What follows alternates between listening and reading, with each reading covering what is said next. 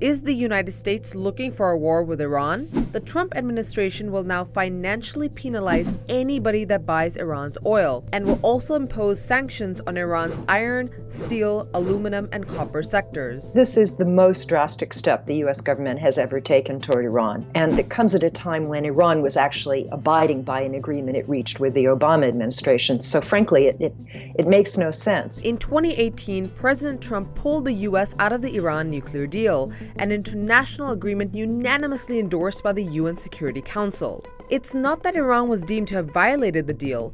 International inspectors and even U.S. intelligence certified that it was in full compliance. Trump rejected the agreement itself, having vowed on the campaign trail to take a harder line against Iran. Although the U.S. does hardly any business with Iran, Trump aimed to deprive Iran of its prime source of revenue by threatening sanctions against countries that buy its oil. After a year of so-called waivers to countries like China, India, South Korea, Japan, and Turkey, those threats of sanctions have now come into effect. So the United States doesn't buy any oil from Iran and hasn't for a very long time. But what it's trying to do is tell the rest of the world how it should conduct foreign trade. And needless to say, most countries resent being told whether they can deal with this country or that country. It's only because of the power of the dollar and the U.S. financial system, because most transactions have to pass through the American financial system, that we even have the power to do this at all. Some analysts think that the Trump administration's policy is short-sighted, could backfire in a number of ways, and even set the U.S. on a path to war with Iran. Many also see its purpose as being to create such deprivation among ordinary Iranians that they rise up and overthrow the regime, a long-standing goal of Washington hawks and Iran's regional foes. Though European powers like France, Germany, and the UK oppose the US withdrawal from the nuclear deal and the new sanctions, Washington hopes to pressure them to comply by implementing secondary sanctions. These block foreign companies from doing business in the US if they also do business in Iran. So some of Iran's remaining oil customers are likely to fall in line and comply with US demands. However, the situation is much more complicated when it gets to China, Turkey, and India. They all have their own separate calculations and horse trading with the US and relations with Iran that they have to balance.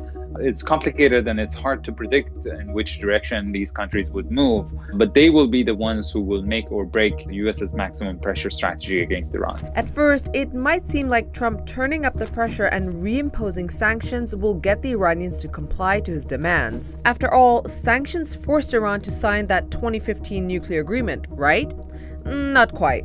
The accord could only become a reality because the U.S. met Iran halfway. So yes, sanctions played a role, but more important is a diplomatic strategy that makes sense, where a country can see that it will get benefits if it agrees to certain concessions.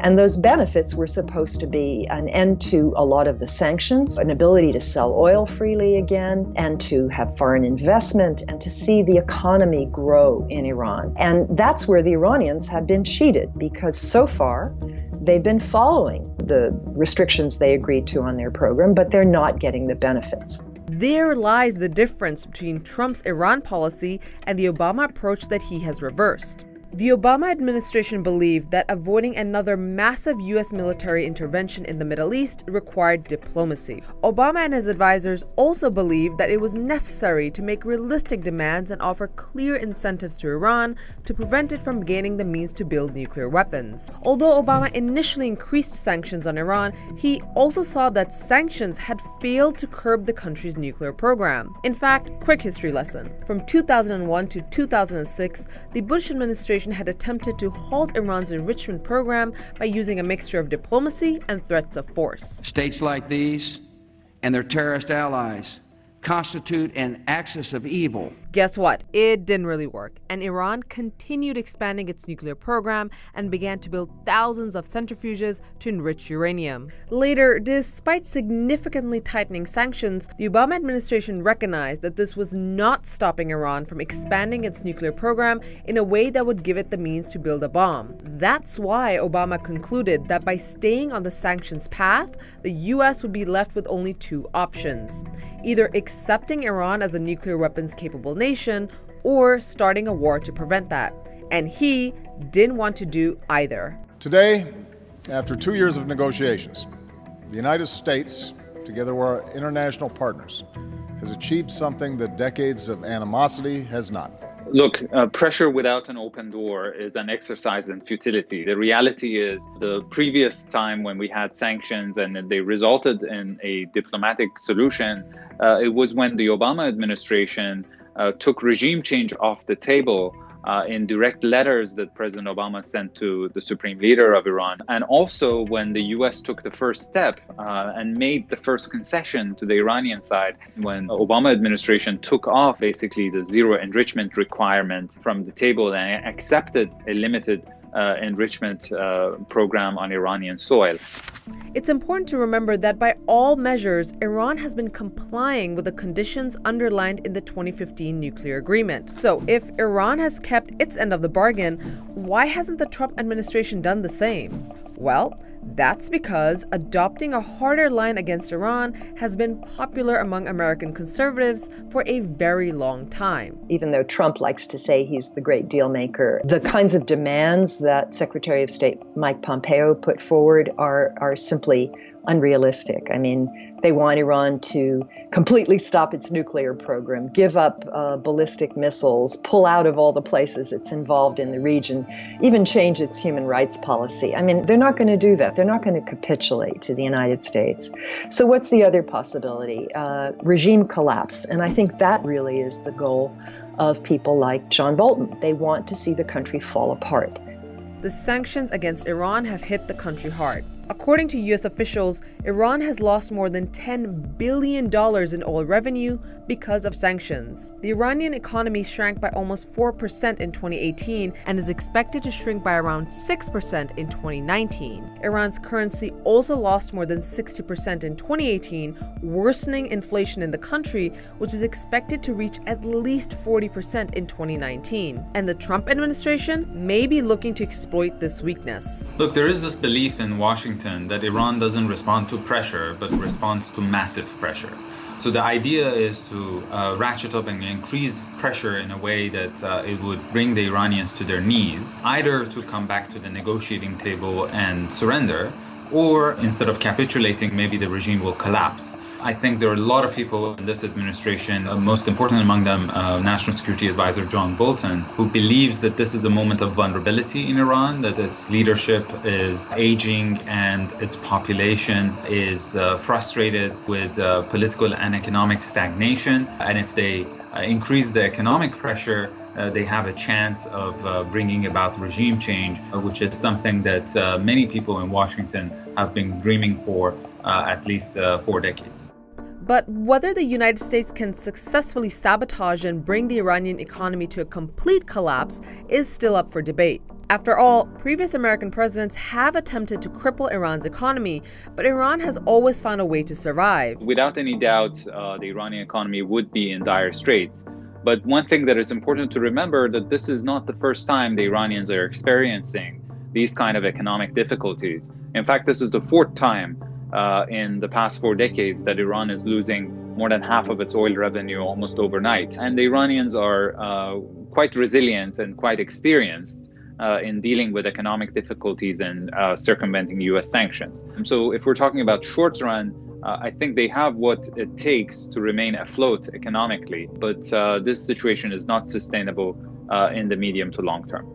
Now, it may seem like the Trump administration is the only one wanting to turn up the heat under Iran. The truth is, a few other players are involved, specifically Iran's neighbors who aren't too happy with Iran's involvement in the region. Of course, there are U.S. allies in the region, Israel, Saudi Arabia, United Arab Emirates, which are strongly supporting this pressure against Iran because they don't want Iran to be as influential as it is in their region. And there is this tremendous rivalry between Iran and Saudi Arabia. It's just gotten worse since Mohammed bin Salman became so influential.